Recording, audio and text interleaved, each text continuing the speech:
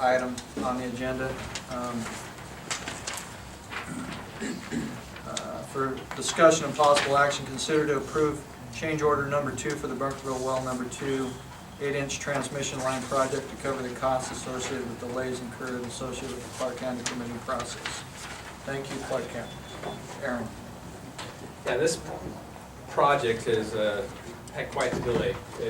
We've been working diligently to get this to start, and as has already been stated, it has started and it's been going well since we've actually broke ground. Commend Valley Underground and their assistance in going forward. But prior to working with the county, originally they told us that we needed an encroachment permit, and that is a fairly simple process. And with that in mind, the district went out to bid and awarded that bid, and once the contractor went to pull the encroachment permit, the county went changed then and stated required an off-site permit, which is more detailed and requires more time. And from that point on, though, Bones and Collins, Valley Underground, the district all worked into getting that off-site permit pulled as fast as we could. We even ended up talking to Tom Collins for assistance and got that moving. Actually, started moving it forward from that point on. But it took 9 weeks from the time we started it to the time it was finally permitted. And that's specifically what, from my understanding, and I believe Valley Underground, Tony Cornelius, and then also Joel Andrews with Bones and Collins is here, if you have questions as well from them. But Valley Underground submitted a change order, I think it was May 19th, requesting really, I think there's 3 areas that are being looked at. The county also asked for additional asphalt to be replaced. And Valley Underground, after discussion with the district, has assisted in minimizing the amount of asphalt needed to be replaced by going off in the shoulder more than originally was in the bid scope to do. And so, I noticed that. Originally the bid scope requested 14,500 square feet of asphalt replaced. And then with the county changing it additional, it would have been about 26,000 square feet of asphalt. Well, with assistance of Tony, we reduced it down to 9,800, I believe. So that's been a substantial savings, about $15,000. But then, since the county required an additional width to be replaced, how Valley Underground is going to patch that didn't require a paver to do it. With the additional width, now requires a paver. So that's a substantial change from originally what was going to be required. And then the delay is what Tony's asking to cover as well. In discussion with him, originally it was wanting the whole 9 weeks. And well, so you need to factor in that even the encroachment permit would have took time as well. It took up to 2 weeks. And so we reduced it down to 7 weeks. And so that's a process of what's been discussed in the session. If you have additional questions for me, or if I may, I would believe Tony or Joe would take questions as well. So, What was your recommendation on this, Aaron? after going through this whole process with them, everything's been out. The reason this change order is here is because the change of what the county required us to do. Everyone has been in good faith trying to work towards that, but we can't really pin the cost on the county. I mean, they're not going to pay it. We could, but they're not going to assist us. They should pave that road and get some economy of scale while we're patching it. But Right. I know how the county has to work with having. Aaron, how much of that cost was created by the delay in time, the county taking 9 weeks to give it a simple permit? I think it was about a little over $18,000 is specifically to do with the overhead of Valley Underground, being that they had a bond out on this project. We couldn't go out and do other projects until they completed this. So the specific cost, I mean, the delay would be, you would tie that to, in my opinion, the cost of the labor that's just sitting there. But then the additional cost of, I think it's a little over $3,000 is specifically with the additional asphalt that the county requested that we do. We talked to Commissioner Collins about that specifically, about the amount of time it took to get that, how much that may have cost. I mean, it came up conversation, not since this change order came into play. We wouldn't address address that with him on that, but ultimately, I guess the additional asphalt is what physically is going to go on for the district, and then the delay would be that 7 weeks of labor.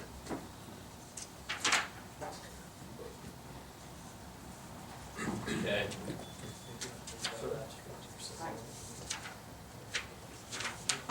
You got anything to add, you wanna add to that, Tony?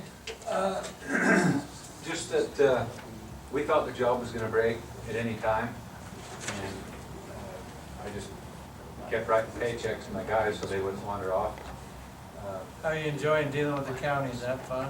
I know how to head stepchild. Yeah, we've been in that If you wanna ignore that question. They're peaches. Bo, you got a comment? Yeah, I mean, just so that the board has all of the information, and my understanding, I think from prior projects that Valley Underground has assisted with, I think the relationship there's been great. I think they've been very good with the district. I think it's a valuable relationship, but just in the vein of making sure you guys have all of the information that's available to you, I've taken a look at the contract, and one thing I looked for was a liquidated damages provision, which is if this contract takes longer than, or this project takes longer than so much time, then, you know, either the owner is paid if there's a delay on the contractor side, or the contractor's paid if there's a delay on the owner's side. The liquidated damage provision in the contract that I'm reviewing only works in favor of the district. There doesn't seem to be a provision in here that it would work in favor of the contractor in the event of a delay. The other part of the contract that I think is potentially relevant is under Article 8C. It says contractor is familiar with and is satisfied as to all federal, state, and local laws and regulations that may affect cost, progress, and performance of the work.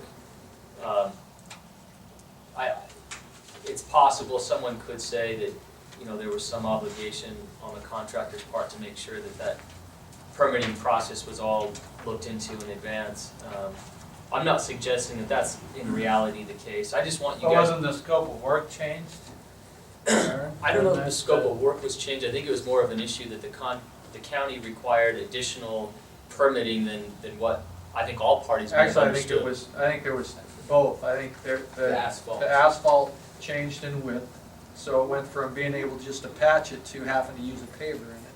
That's item number one, but item number two is going from an encroachment permit to an off-site permit, which Bowen and Collins was under the impression that's all that was gonna be needed as well. And then when it come right down to it, the county in all their infinite wisdom, which this isn't the first time they've pulled crap like this. And they specifically told us Yeah. that's what was needed.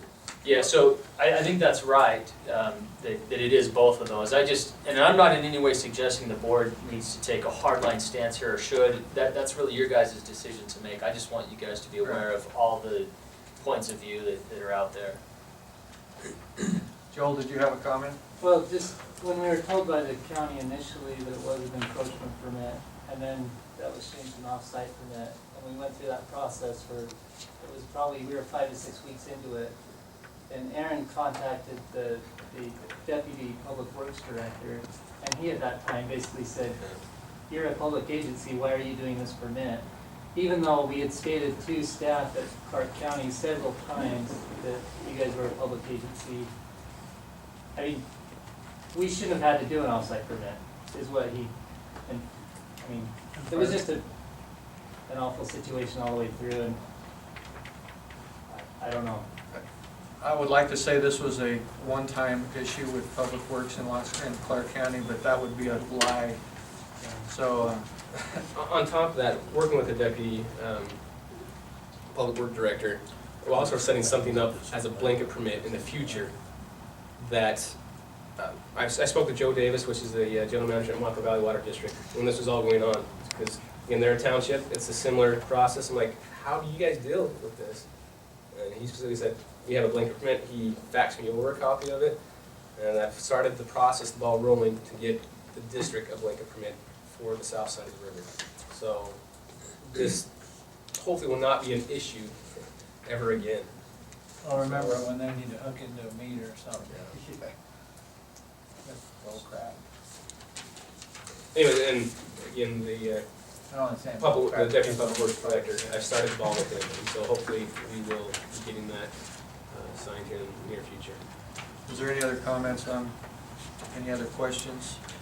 I think Aaron's comment about the good faith, I think, it goes a long way. And I appreciate your comments, Bo, but don't you think a lot of this is good faith? I mean, you know, you hate for a contract to be unilateral and not protect both parties. I- mean, I totally agree, especially with good, and the district has good relationships with both of these entities, Bowen and Collins and Valley Underground, and I think that's really important. I always want you guys to have all the information and you guys make the policy decision. Well, I think there's always room for compromise. This is $24,000 in extra labor because of those 9 days. Maybe this is one of those things where we compromise and we split half of that labor cost and the ratepayers have to eat that. That's tough on our ratepayers too, because we're not flush with cash. Just a suggestion, we may want to consider that. I think it's a fair, and I think we, I think in what you said about trying to keep our relationships good, I think if we just say, no, we're not gonna pay it, I think that definitely would go to not trying to keep our relationship good. But I think maybe a compromise keeps both our relationships good. Just my suggestion. So what's your recommendation as far as a compromise? We pay half of the extra labor that was caused by the 9-week delay by the county, and they eat the other half. So it's $24,000 roughly, so it would affect us both. The labor portion is $18,655. Okay, That's the portion okay, related to 18,600, labor. right, The rest, the other part of it has to do with hard costs. Okay, so then it would be $9,000 a piece.